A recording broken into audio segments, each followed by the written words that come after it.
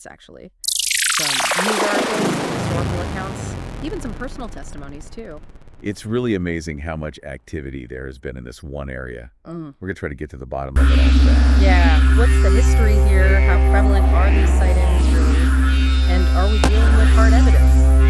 Or just stories and speculation? Well, that's the question, isn't it? There are certainly people on both sides of the debate. Absolutely, and we'll be hearing from both skeptics and believers today. And we might even uncover some intriguing details along the way that might leave you looking up at the sky. You'll be surprised by what we find. Nottinghamshire has a history of UFO sightings that goes all the way back to the mid-20th century. And we're not just talking about blurry photos or quick glimpses.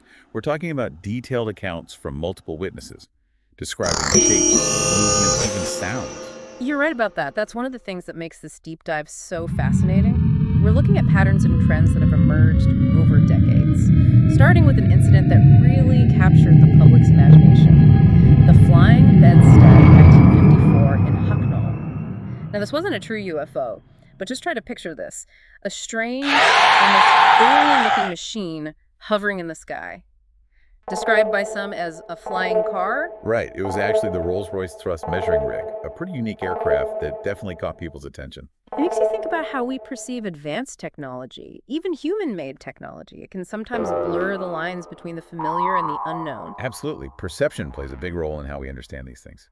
And this interest in UFOs didn't fade after the flying bedstead. It actually led to the formation of organized groups dedicated to investigating these sightings. And that brings us to UFOI, the National Unidentified Flying Object Investigation Society, which was very active here in Nottingham during the 1970s. UFOs played a key role, not just locally, but internationally as well. They were meticulously recording sightings. And they were even communicating with similar groups in other countries, Italy, Sweden, Germany, even the US. It shows how seriously people were taking this. The level of organization dedicated to investigating these sightings. Amazing, right? And get this, their archives are actually housed in the Nottingham Central Library. Talk about a local treasure trove of UFO history. But here's where things get even more interesting. An MI5 agent actually investigated UFOs because they suspected the group of being part of a communist plot. They were so organized and well-connected that they raised suspicions during the Cold War. It's a testament to their meticulous record-keeping and communication network. But it also shows the climate of suspicion that was so prevalent back then. It definitely adds another layer of intrigue to the whole UFO phenomenon, doesn't it? But it's important to remember that UFOs wasn't just about fervent believers. Their chairman, a man named Robert Morell, was actually known for his skepticism, even within the UFO community. Morell was a fascinating figure, a historian and author. He actually criticized a 1980 ufology conference, calling it unscientific, which caused quite a stir at the time. He wasn't afraid to challenge the status quo, even within his own field of study. And in UFOIS newsletters, you can actually find him attributing sightings to things like satellites, or floodlights, or even drunken barge pilots setting off flares. Morell's approach reminds us that it's important to look for plausible explanations and not jump to conclusions when we see something unusual in the sky. Absolutely. So we've talked about early sightings and the rise of UFO investigations in Nottingham. But now let's dive into some specific sightings, the ones that really capture people's attention. One that stands out is the Ashbourne incident of 1980, where up to 40 people reported witnessing flying saucers with these distinctive blue lights. There's even a 1981 ATV news interview with Professor Moore of the Nottinghamshire Investigation Society discussing this case. Wow, 40 people, that's a lot of witnesses. And these sightings continued into more recent times too. Take Alfie Boyle in Newark last year. He actually filmed a mysterious bright light hovering for hours, and he was absolutely convinced it wasn't a plane or star. He even said, stars don't stay there for 2 hours, then start moving. His bewilderment is a common theme in these accounts, a genuine inability to explain something with our existing knowledge. I can definitely see that. And then there are these intriguing witness accounts from the 1980s, spanning multiple locations across Nottinghamshire. Places like Arnold, Calverton, Rice Park, Bulwell, Beeston Rylands, Gedling, West Bridgeford, and a lot of them describe these Vulcan bomber-shaped objects. And just to clarify, those bombers have a very distinctive delta wing shape, often with a smaller, silent silver sphere following them. The consistency of those descriptions across different locations and time frames is definitely something to think about. It really is. And it's not just vague shapes either. Witnesses describe clusters of lights, humming noises, objects moving at incredible speeds. It paints a very vivid picture. It really does. Welcome back to our deep dive. We've uncovered some fascinating stuff about UFOs in Nottinghamshire so far. I know, it's incredible to think about all these unexplained encounters. It really gets you thinking. And we still have so much more to uncover today. I'm especially curious about those witness accounts from the 1980s, the ones describing those Vulcan bomber-shaped objects with the smaller, silent silver spheres following them. Those sound really eerie. You're right, those are some of the more compelling reports we have. Let's go back to the 1980s in Nottinghamshire for a minute. Imagine a late November night in 1980. You're in Arnold just going about your evening, and suddenly you see these two massive, silent objects, resembling Vulcan bombers gliding across the sky, emitting this low, humming sound, and it being followed by a smaller silver sphere, darting around almost silently. Okay, I have chills. That sounds like something out of a movie. But these sightings weren't limited to just Arnold, right? No, not at all. Similar sightings were reported in Calverton, too. A woman and her husband saw bright lights in the sky. That seemed to be moving towards them. They said even their dogs were barking at these objects. Oh, wow. I bet that was unsettling, to see something so inexplicable. You can imagine. And the details get even more incredible. In Rise Park, a woman named Mrs. Challoner saw two clusters of lights moving slowly and steadily across the sky. Her husband even looked at them through binoculars and confirmed they were unlike any aircraft he'd ever seen. So we've got these large, silent objects, sometimes emitting lights or humming sounds, often accompanied by this smaller, silent sphere. It's like a recurring theme across different parts of Nottinghamshire. Exactly. And the reports aren't limited to just those areas either. We have reports from Bulwell, Beeston Rylands, Gedling, West Bridgeford, all describing variations of the same phenomenon. It makes you wonder, why do you think people felt the need to form organizations like UFOI in response to events like these? It's a great question. I think it really speaks to our desire to understand the unknown. When we see something that defies explanation, we naturally try to find answers. And for a lot of people, organizations like UFOI provided a platform for sharing their experiences, collecting data, and searching for those answers. That makes a lot of sense. It was like a collective effort to make sense of the inexplicable. Exactly. Especially in a time before the internet. These groups played a vital role in connecting people who had similar experiences and fostering a sense of community among those who believed that they'd witnessed something extraordinary. It's interesting that these groups often attracted people from all walks of life. Yeah, you'd have scientists and engineers, historians and writers like Robert Morell. The allure of UFOs really transcended traditional boundaries. It really did. Okay, let's get into some of the specific accounts from those locations. I'm particularly interested in the one from Bulwell, where a woman claimed the objects actually transformed into triangular shapes, with bright lights. Oh yes, Mrs. Woolley's account. That one's definitely intriguing. She described seeing these two bright lights that initially appeared stationary, but then suddenly moved and changed shape into triangular shapes with green and other colored lights. She even mentioned a low throbbing sound coming from the objects. Wow, that sounds intense. What about the Beeston Rylands sighting? I remember that one mentioned a Concorde-shaped object. Ah, yes, that was Mr. King and his wife. They observed these two bright white lights with smaller multicolored lights. They said it looked like the shape of two crosses, and the objects were moving slowly and silently. Mrs. King actually compared their shape to a Concorde. So we've got Vulcan bomber shapes, Concorde shapes, now triangular shapes. It's like these objects were appearing in all kinds of different forms, or at least that's how they were perceived.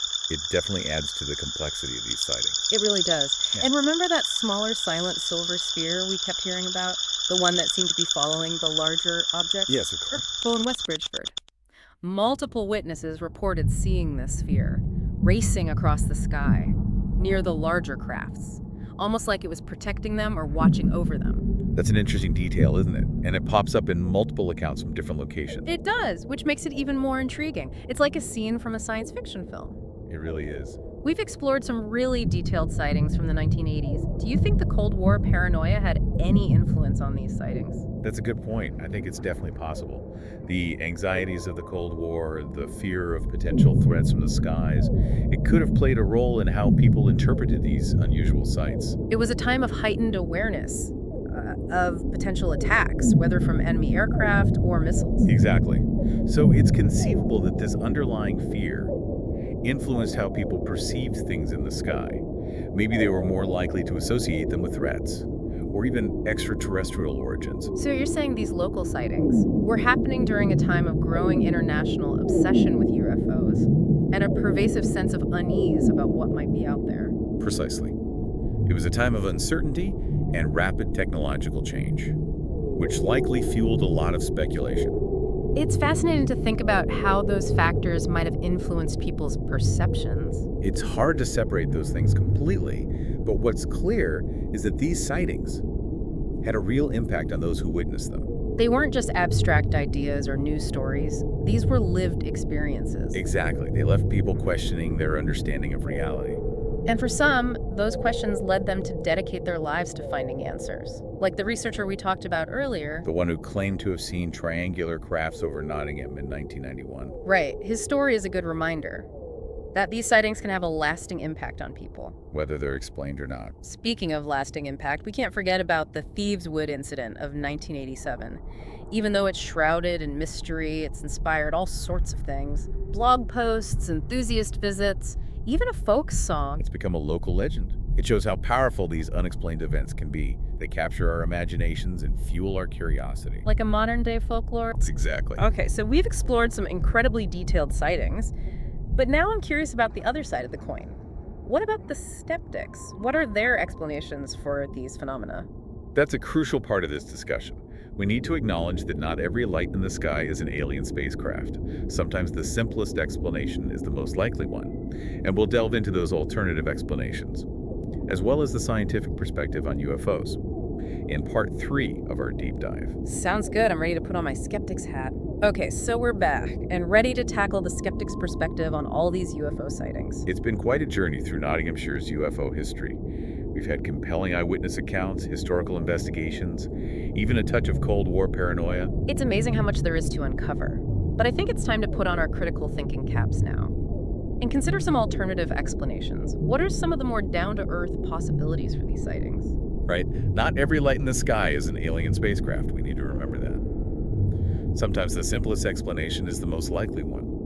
Remember those saucer-shaped cavum clouds formed by airplanes? Oh, yeah, those were interesting. Those circular gaps in the clouds could definitely be mistaken for something otherworldly, especially with the right lighting conditions. Absolutely.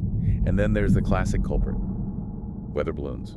They can travel at high altitudes, often carry lights or reflectors, and their movements can seem erratic depending on the wind. Yeah, I can see how someone might mistake a weather balloon for a UFO, especially at night. Exactly.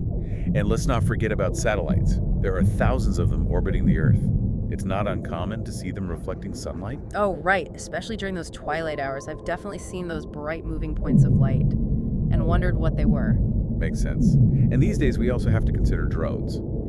They're becoming more and more common, and their lights and maneuverability can also lead to misidentifications. So we've got clouds, weather balloons, satellites, drones. It seems like there are quite a few everyday things that could be mistaken for UFOs. There are, and we haven't even mentioned things like military aircraft, Yeah. or experimental technology, or even hoaxes, which can muddy the waters even further. Right, like that MI5 agent who suspected UFOs of being part of a communist plot.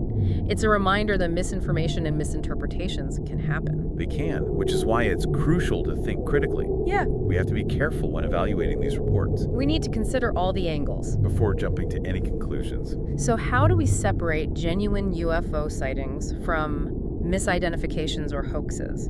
What kind of evidence would convince a skeptic? That's the million-dollar question, isn't it? Professor Brian Cox once said, "Extraordinary claims require extraordinary evidence." That's a good starting point. We need clear, verifiable evidence that can't be explained conventionally. Like what specifically? Well, it could be things like radar data, photographic or video evidence that's been analyzed and confirmed, or multiple eyewitness accounts that corroborate each other with specific details. So it's not enough for someone to just say they saw something strange? Not really. We need tangible proof that can withstand scrutiny. But even then, there's always the chance of human error. There is, or misinterpretation, or even intentional deception. It's a complex field. It sounds like finding definitive proof of extraterrestrial life is a tough challenge. It is, but that doesn't mean we should dismiss the possibility. The search for answers is what makes this topic so intriguing.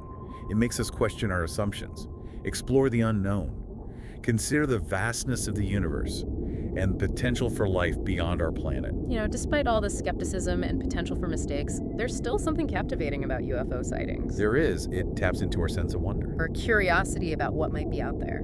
There's a certain allure to the idea of alien visitors, a mystery that sparks our imagination. And even if most sightings have a conventional explanation, there's always that little bit of doubt. That possibility that something truly extraordinary is happening. It's a puzzle we might never fully solve.